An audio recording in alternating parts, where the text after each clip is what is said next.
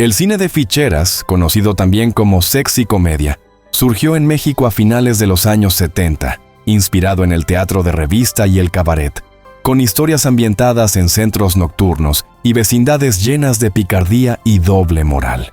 Este género, protagonizado por vedettes que rompían con el estereotipo de la mujer delicada, combinaba sensualidad, humor y albures, conquistando la taquilla a pesar de ser criticado como símbolo de la decadencia del cine nacional en comparación con la época de oro. Hoy recordamos a 30 mujeres destacadas que marcaron este controvertido y nostálgico capítulo de la cinematografía mexicana. María del Rosario Mendoza, mejor conocida como Rosy Mendoza, nació el 6 de junio de 1950 en Ixtlán del Río, Nayarit. Esta mujer de escultural figura llegó a la ciudad en busca de oportunidades y comenzó como presentadora en diversos espectáculos. Su talento y belleza deslumbraron tanto que el mismísimo Pérez Prado, el rey del mambo, compuso en su honor la pieza La cintura de Rosy, destacando esa silueta que hizo suspirar a millones. A Rosy se le recuerda en cintas como Bellas de noche, Dos agentes salvajes, Duro y parejo en la casita del pecado, Qué buena está mi ahijada, Tres mexicanos ardientes, El ratero de la vecindad 2 y por Los gatos de las azoteas. Fue uno de los rostros y cuerpos más representativos de aquella época de sensualidad y alegría desbordante en la pantalla. Su nombre se convirtió casi en sinónimo de esas ficheras que, con un guiño y una sonrisa, invitaban al público a vivir una experiencia diferente en el cine nacional. Cuando se habla de reinas de la sexicomedia mexicana, Angélica Chain es un nombre que no puede faltar. Bella, talentosa y con una figura de infarto. Esta bailarina y modelo conquistó el corazón de miles de fanáticos durante la década de 1970, estrella de fotonovelas, un formato muy popular en su tiempo, donde las imágenes contaban historias románticas o pasionales con pocos diálogos, pero con fuertes emociones. Angélica se casó en 2 ocasiones, primero con el empresario Ricardo Martí García y posteriormente con el millonario Enrique Molina. También se involucró en labores filantrópicas y fundó la institución de asistencia privada conocida como Fundación ANG. Aunque se retiró hace ya muchos años de la escena artística, su legado en la memoria del público mexicano permanece. Su nombre real era Juana Amanda Seux Ramírez. Nació cerca de Asunción, Paraguay, el 3 de enero de 1948. Fue apodada La Bomba de Oro y también la Barbie de las vedettes, gracias a su cabello rubio y su escultural figura. Tras conquistar varios países de Sudamérica con su espectáculo de estilo Las Vegas, llegó a México en 1976 y su encanto conquistó al público. Su debut cinematográfico fue en 1978, en la cinta El Arracadas, protagonizada por Vicente Fernández. Luego vendrían muchos proyectos más en los que su belleza y carisma la convirtieron en uno de los rostros icónicos del cine de ficheras. Lamentablemente, falleció el 2 de septiembre de 2020, dejando tras de sí una estela de recuerdos y una buena dosis de controversias propias de la farándula de antaño. Su verdadero nombre es Liliana Mendiola, nacida en Acapulco, Guerrero, en 1952, de ascendencia china. En 1973, el cineasta Alberto Isaac, tras presenciar su espectáculo en el Teatro Esperanza Iris, la invitó a participar en la película Tívoli. A partir de ese momento, Lin May no solo sobresalió en la pantalla, sino que se convirtió en una de las vedettes más cotizadas y deseadas de México. Con su mezcla de rasgos orientales y la calidez latina, logró un lugar protagónico en el mundo del cabaret y del cine. En la actualidad, se sabe que sigue viviendo en México y, a pesar de que ha mantenido un perfil bajo en las últimas décadas, quienes la recuerdan no pueden evitar evocar esos bailes exóticos que mezclaban la música tropical y el erotismo. Alexandra Asimovich Popovich, a quien el público conoció como Sasha Montenegro, nació en 1946 y llegó a México con apenas 23 años, tras recibir una oferta para filmar. Participó en producciones como Un sueño de amor, 1972, con José José, y se integró al universo de El Santo, en títulos como Santo contra la magia negra, 1973, y Santo y Blue Demon contra el Dr. Frankenstein, 1974. Sin embargo, uno de sus papeles más memorables fue en Bellas de Noche, 1975, considerada la primera película del género de ficheras. Con el paso del tiempo, su vida privada estuvo envuelta en una serie de controversias, en particular por su matrimonio con un exmandatario mexicano, lo que incrementó su fama y la convirtió en un tema constante de la prensa de la época. La llamada Reina del Violín nació el 22 de septiembre de 1951 en la Ciudad de México. Hija del músico Elías Breskin, Olga se formó desde muy pequeña en el ambiente artístico. Su participación en el programa televisivo, Siempre en Domingo, la catapultó a la fama, gracias a la exposición masiva que Raúl Velasco le ofrecía cada semana. Además de su habilidad para el violín, Olga sorprendía al público con sus shows en reconocidos centros nocturnos como el Capri, el Closet o el Quid, donde lucía espectaculares vestuarios con lentejuelas y plumas. El cine de ficheras le dio un espacio donde pudo mostrar tanto su faceta musical como su innegable atractivo físico, y ahí se consagró como una de las vedettes más importantes de la época. En los años 80, Lina Santos se convirtió en uno de los rostros y cuerpos más reconocidos del cine picante. Aun cuando su carrera apenas comenzaba, ella no solo brilló en la pantalla, sino también se aventuró en el mundo de la música. Su belleza y determinación la llevaron a filmar varias cintas de la sexy comedia. Uno de los episodios más dramáticos de su vida sucedió en 2002, cuando sufrió un accidente que la dejó temporalmente en silla de ruedas. Entre depresión y dolor, Lina no se rindió. 3 años después ya estaba caminando de nuevo. Hoy, a sus 57 años, es un ejemplo de superación y guarda un lugar especial en la historia del cine de ficheras. Con 65 años y una trayectoria de más de 4 décadas, Olivia Collins es considerada un ícono de la belleza en México. Inició su carrera en la pantalla grande dentro de la sexy comedia, aunque posteriormente incursionó en telenovelas y otros proyectos que la convirtieron en uno de los rostros más reconocidos de la televisión. Su nombre quedó grabado en el corazón de quienes amaban esas películas llenas de albures y chistes colorados. Con el paso de los años, Collins ha sabido mantenerse vigente y goza de un prestigio único. Su esbelta figura, su porte elegante y su talento actoral la convirtieron en una de las preferidas del género, y su nombre es sinónimo de sensualidad y carisma. Nacida en la Ciudad de México en 1953, Rosa Gloria Chagoyán estudió danza clásica en el Conservatorio Nacional.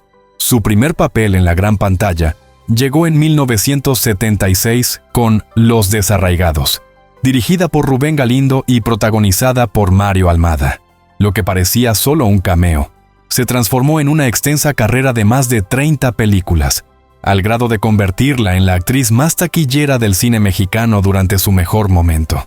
Sin embargo, la mayoría del público la ubica más por su personaje de Lola la Trailera, el cual vino poco después. Su paso por la sexy comedia la mostró como una mujer fuerte y decidida, muy distinta a la tradicional damita frágil, que se veía en la gran pantalla. Regina Inés Barbosa Gobea, mejor conocida como Gina Montes, nació el 11 de enero de 1944 en Brasil. Su tremendo atractivo físico y su soltura al bailar la llevaron a triunfar en programas de televisión como La Carabina de Ambrosio, transmitido a finales de los 70 en México. Su incursión en el cine de ficheras ocurrió en cintas como 90 minutos, Cuando los ángeles duermen y Canción de Medianoche. Poseedora de un estilo muy personal que combinaba la alegría brasileña con la picardía mexicana, Gina Montes logró encender la pantalla grande, aunque su carrera no fue tan extensa como la de otras compañeras del género. Gloria, conocida como La Única. Esta vedette rompió moldes al quitarse la ropa en los escenarios de cabaret desde muy joven. Su belleza exótica la llevó a debutar en el cine junto a Gaspar Enain Capulina, cuando apenas tenía 21 años. Su trayectoria estuvo marcada por el escándalo y la fascinación que provocaba en el público, la manera en que bailaba y se desenvolvía en el escenario. Lamentablemente, su carrera fue corta debido a un trágico final que hizo que el público la recordara más por las circunstancias de su partida que por sus películas. Aún así, permanece en la memoria colectiva como uno de esos talentos que se encendieron con fuerza y se apagaron demasiado pronto. Hablar de Maribel Fernández es hablar de picardía. Nacida el 9 de marzo de 1953 en la Ciudad de México, debutó en la pantalla grande a los 18 años en la cinta Los Campeones Justicieros, junto a leyendas de la lucha libre como Blue Demon y Mil Máscaras. Sin embargo, fue en la sexy comedia donde encontró su lugar, destacando por su sentido del humor y su habilidad para el albur. Apodada La Pelangocha, se consagró en cintas como Mecánica Nacional, Duro, pero Seguro y Los Beverly de Peralvillo. Sus personajes se caracterizaban por ser tremendamente ocurrentes, muy desinhibidos y con un carisma natural que hacía reír a carcajadas al público mexicano. Su verdadero nombre es Isabel Camila Maciero y nació en Argentina. Desde los 17 años se presentó como bailarina de danza árabe con el nombre artístico de La Princesa de Oriente Yamal. Su destreza en el escenario y sus coreografías llenas de exotismo la convirtieron en una sensación en los centros nocturnos de su país natal. En 1977 llegó a México y debutó en el centro nocturno El 77, gracias al empresario Luis Bugarini. Al poco tiempo, dio el salto a la pantalla grande participando en cintas como Los Forajidos de las Ficheras y A Garrote Limpio. Sin duda, la princesa Yamal trajo un aire distintivo al género, mezclando la danza árabe con el estilo cabaretero mexicano. Polémica, controvertida y, para muchos, la reina del escándalo. Irma Serrano nació el 9 de diciembre de 1933 y falleció el 1 de marzo de 2023, a los 89 años de edad. Fue cantante, actriz y política, pero en el cine de ficheras dejó su sello en títulos como Noches de Cabaret, Yocasta Reina, La Guerra de las Piernas Cruzadas y A Calzón Amarrado. Su fuerte temperamento y su voz grave la convirtieron en una figura temida y respetada dentro del medio. Ya fuera luciendo estrafalarios atuendos en el teatro de revista o lanzando comentarios mordaces ante los medios, Irma Serrano siempre supo cómo mantenerse en el ojo público y generar titulares que vendían periódicos a montones. Carmen Salinas, nacida el 5 de octubre de 1939, fue otra figura imprescindible de la sexy comedia. Aunque su papel de La Corcholata no era el protagónico en Bellas de Noche, 1975, terminó siendo el más recordado gracias a su simpatía e ingenio. El público se enamoró de esa borrachita dicharachera que veía la vida con alegría. Carmen siguió participando en otras películas del mismo corte, y con el tiempo su carrera se expandió a telenovelas, programas de comedia y, posteriormente, a la política.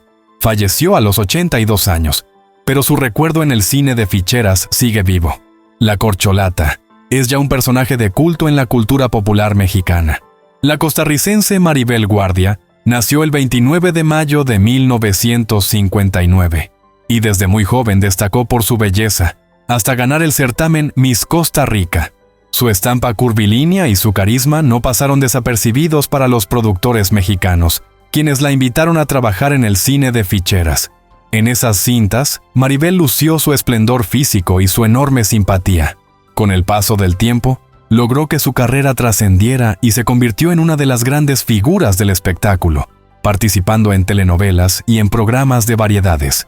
Hoy en día, a sus 64 años, sigue siendo poseedora de un físico extraordinario, que muchos califican de atemporal, y es una de las celebridades más queridas y admiradas del medio.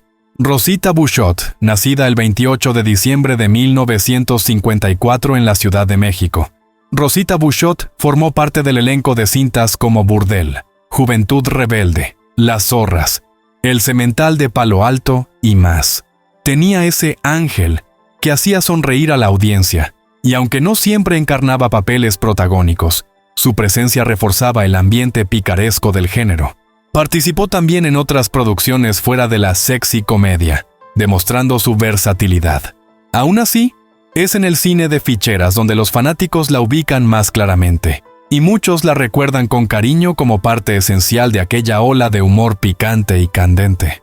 Aunque su nombre real no era tan conocido, Ana de Sade dejó huella en cintas como Tres Mexicanos Ardientes, 1983, El Día de los Albañiles, Los maestros del amor, Sorceress, Cavernícola, Oficio de tinieblas y muchas más. El público la identificaba como la mujer enigmática de esas producciones, pues su belleza tenía un matiz misterioso. Nació en 1943 y falleció a los 47 años debido a complicaciones respiratorias. Sin embargo, su legado en la sexicomedia permanece. Para muchos, su nombre es un referente de la libertad femenina que, por aquel entonces, comenzaba a alzar la voz en un medio dominado por hombres. Originaria de Portugal, Anaís de Melo nació el 22 de agosto de 1968 y se nacionalizó mexicana. Su incursión en el cine se dio a mediados de la década de 1970, participando en títulos como Cavernícola, Distrito Federal, La Corneta, El sexo me da risa, Vecindario, Una rata en la oscuridad, El hombre perfecto y La golfa del barrio. Además de su faceta de actriz, se supo que incursionó en el mundo de las relaciones públicas y llegó a convertirse en dueña de una de las agencias más prestigiosas de México. Su nombre es sinónimo de determinación y prueba de que aquellas vedettes y estrellas de la sexicomedia no se limitaban solo a enseñar su cuerpo, sino que podían tener visión empresarial. Aunque muchos la asocian principalmente con el cine erótico y las producciones dramáticas, Meche Carreño también tuvo su paso por el cine de ficheras. Conocida por sus papeles en cintas como La Choca, La otra virginidad, La inocente y El Noa Noa, se ganó un lugar como símbolo sexual y actriz versátil. Para muchos críticos, Meche representó un tipo de feminidad más profunda, con personajes capaces de mostrar fortaleza emocional y autonomía. Cuando incursionó en la sexicomedia, su presencia generó polémica, pues muchos la consideraban una actriz seria. Sin embargo, esa versatilidad reforzó su leyenda como una mujer que no temía los desafíos de la industria cinematográfica. Actriz argentina nacida el 23 de marzo de 1963, Cristina Molina encontró en México un mercado ávido de figuras extranjeras con acentos seductores y físicos impactantes. Participó en cintas como La Pulquería 3, Entre ficheras anda el diablo, La muerte del chacal, Las perfumadas, Los modelos desnudos y Las musiqueras. Su belleza y talento para el baile le sirvieron para brillar en escenarios de cabaret, pero también para ganarse papeles en la pantalla grande, donde la picardía era la reina. Con el tiempo, se apartó de los reflectores y no se sabe mucho de su vida actual, pero sus fans recuerdan sus apariciones con gran nostalgia. Nacida en Buenos Aires, Argentina, en 1944, Thelma Tixou destacó por su cintura de oro y su figura de muñeca. Llegó a México tras haber triunfado en su país natal en obras de teatro y pequeños papeles cinematográficos. Sin embargo, su decisión de probar suerte en tierra azteca cambió su destino para siempre. Debutó en el Teatro Blanquita, uno de los recintos legendarios del espectáculo nocturno de la Ciudad de México. De ahí saltó al cine, actuando en películas como La Superdotada, La muchacha del cuerpo de oro y Santa Sangre, 1989, de Alejandro Jodorowsky. Su porte y su estilo a la hora de bailar la convirtieron en una de las vedettes más memorables de la época. María Cardinal, conocida como La Cabra. Aunque no tan famosa a nivel mediático, María Cardinal participó en varias cintas entre 1975 y finales de los 80. Su apodo, La Cabra, se lo ganó por la energía que desplegaba sobre el escenario y la manera en que hacía alarde de sus encantos. La recordamos en películas como Juventud Desnuda, La Mansión de las 7 Momias, La Cabra, El Garañón, El Rey de las Ficheras, La Ruletera, El Inocente y las Pecadoras, Hermelinda Linda, entre otras. A pesar de no contar con la misma fama de otras compañeras, quienes la conocieron la describen como una mujer amigable, carismática y dueña de un gran sentido del humor. La guapísima Lorena Herrera tuvo sus inicios en el cine de ficheras cuando apenas despuntaba su carrera en el modelaje. Luciendo un cuerpo escultural que mantenía a base de intensas rutinas de ejercicio, se fue ganando el aprecio del público y, por supuesto, el lugar de símbolo sexual en los 80 y 90. Ella misma ha confesado que le divierte ver sus películas de aquella época, como Las Ficheras Atrapadas, Las Borrachas y Los Mayates Atacan. Su carrera se expandió después a telenovelas y al mundo de la música, pero esos inicios en la sexy comedia siguen siendo motivo de curiosidad para quienes descubren su filmografía. Nacida el 14 de diciembre de 1958, Abril Campillo debutó en 1978 con la cinta Las del Talón. De ahí, su presencia fue recurrente en películas del mismo género, como Ratas de Asfalto, Corrupción, Un macho en el salón de belleza, Para todas tengo, y La ratonera. Su rostro angelical, combinado con un cuerpo escultural, la llevó a ser considerada una de las vedettes más bellas de la época. Tristemente, Abril Campillo falleció el 5 de marzo de 2017 en la casa del actor, tras una larga batalla contra el cáncer de mama que había hecho metástasis en sus pulmones y cerebro. Su partida causó gran conmoción y dejó un hueco imposible de llenar en la memoria de la sexy comedia. Mari Carmen Reséndiz, actriz que participó en algunas de las producciones más icónicas del cine de ficheras, como Amor a la Mexicana, El Taur, El sexo me da risa, Tarjeta verde, Guerra de sexos, Noches de cabaret y Bellas de noche segunda parte. Aunque sus roles no siempre eran estelares, poseía una chispa única que la hacía brillar en pantalla. Su capacidad para la comedia la convirtió en una favorita de directores y compañeros actores como Alfonso Sayas y César Bono, pues su simpatía natural robaba cámara. Si bien no llegó a alcanzar la popularidad de otras vedettes, Mari Carmen Reséndiz es parte integral de ese mosaico de rostros femeninos que le dieron sabor al género. Nacida el 17 de diciembre de 1959 en Tijuana, Baja California, Felicia Mercado fue reina de belleza en 1977, y tras ello, su carrera dio un giro vertiginoso al ingresar a las filas del cine y la televisión.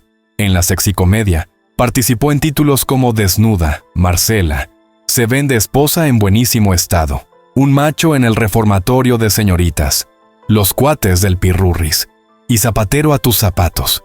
Su encanto y talento la llevaron luego a realizar telenovelas y programas de corte más familiar, demostrando que su versatilidad era tan grande como su belleza.